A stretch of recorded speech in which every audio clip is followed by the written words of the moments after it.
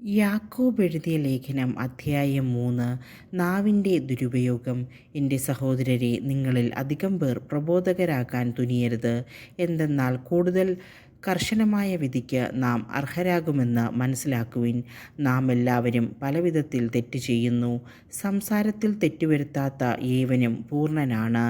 തൻ്റെ ശരീരത്തെ മുഴുവൻ നിയന്ത്രിക്കാൻ അവന് കഴിയും. നമ്മെ അനുസരിക്കുന്നതിനു വേണ്ടി കുതിരയുടെ വായിൽ കടിഞ്ഞാണിടുമ്പോൾ അതിൻ്റെ ശരീരം മുഴുവനെയും നാം നിയന്ത്രിക്കുകയാണ് ചെയ്യുന്നത്. വളരെ വലുതും ശക്തമായ കാറ്റിനാൽ പായിക്കപ്പെടുന്നതുമായ കപ്പലുകളെ നോക്കുവിൻ.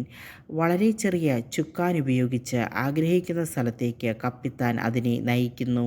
അതുപോലെ നാവ് വളരെ ചെറിയ അവയവമാണ്, എങ്കിലും അത് വൻപ് പറയുന്നു. ചെറിയ ഒരു തീപ്പൊരി എത്ര വലിയ വനത്തെയാണ് ചാമ്പലാക്കുക. നാവ് തീയാണ്, അത് ദുഷ്ടതയുടെ ഒരു ലോകം തന്നെയാണ്. നമ്മുടെ അവയവങ്ങളിലൊന്നായ അത് ശരീരം മുഴുവനെയും മലിനമാക്കുന്നു. നരകാഗ്നിയിൽ ജ്വലിക്കുന്ന ഈ നാവ് പ്രകൃതിചക്രത്തെ ചുട്ടുപഴിപ്പിക്കുന്നു. എല്ലാത്തരം വന്യമൃഗങ്ങളെയും പക്ഷികളെയും ഇഴജന്തുക്കളെയും സമുദ്രജീവികളെയും മനുഷ്യൻ ഇണക്കിയിട്ടുമുണ്ട്. എന്നാൽ ഒരു മനുഷ്യനും നാവിനെ നിയന്ത്രിക്കാൻ സാധിക്കുകയില്ല. അത് അനിയന്ത്രിതമായ തിന്മയും മാരകമായ വിഷവുമാണ്. ഈ നാവുകൊണ്ട് കർത്താവിനെയും പിതാവിനെയും നാം സ്തുതിക്കുന്നു. ദൈവത്തിൻ്റെ സാദൃശ്യത്തിൽ സൃഷ്ടിക്കപ്പെട്ടിരിക്കുന്ന മനുഷ്യരെ അതേ നാവുകൊണ്ട് ശപിക്കുകയും ചെയ്യുന്നു.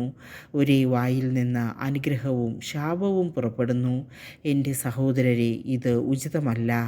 അരുവി ഒരേ ഉറവയിൽ നിന്ന് മധുരവും കയ്പും പുറപ്പെടുവിക്കുമോ? എൻ്റെ സഹോദരരെ, അത്തിവൃക്ഷത്തിന് ഒലിവ് ഫലങ്ങളോ മുന്തിരിവള്ളിക്ക് അത്തിപ്പഴങ്ങളോ പുറപ്പെടുവിക്കാൻ കഴിയുമോ? ഉപ്പിന് വെള്ളത്തെ മധുരീകരിക്കാനാവുമോ? യഥാർത്ഥ ജ്ഞാനം.